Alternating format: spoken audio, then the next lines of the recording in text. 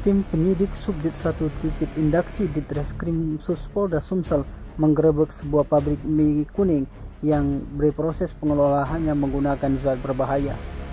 Pabrik tersebut berada di Jalan Kenanga 1 lintas Kelurahan Senalang, Kecamatan Lubuk Linggau Utara 2, Kota Lubuk Linggau.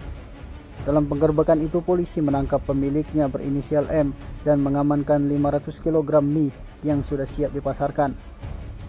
Kasubdit Tipit Indaksi AKBP Hadi Wijaya menyebut pengungkapan itu setelah pihaknya menerima laporan dari masyarakat. Saat dilakukan penggerebekan itu, pabrik pengelolaan mie kuning itu juga tengah beroperasi. Para pekerja saat digerebek itu sedang merendam mie dan diproduksi dalam ember berisi cairan berformalin dan boraks. Dari pemeriksaan 1 bulan beroperasi, pabrik mie ini mampu memproduksi hingga 5-6 ton, di mana hasil dipasarkan ke pasar satelit Kota Lubuk Linggau.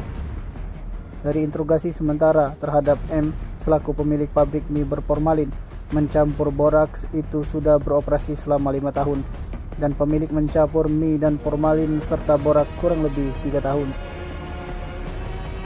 Tim Liputan Sumsel Update TV melaporkan.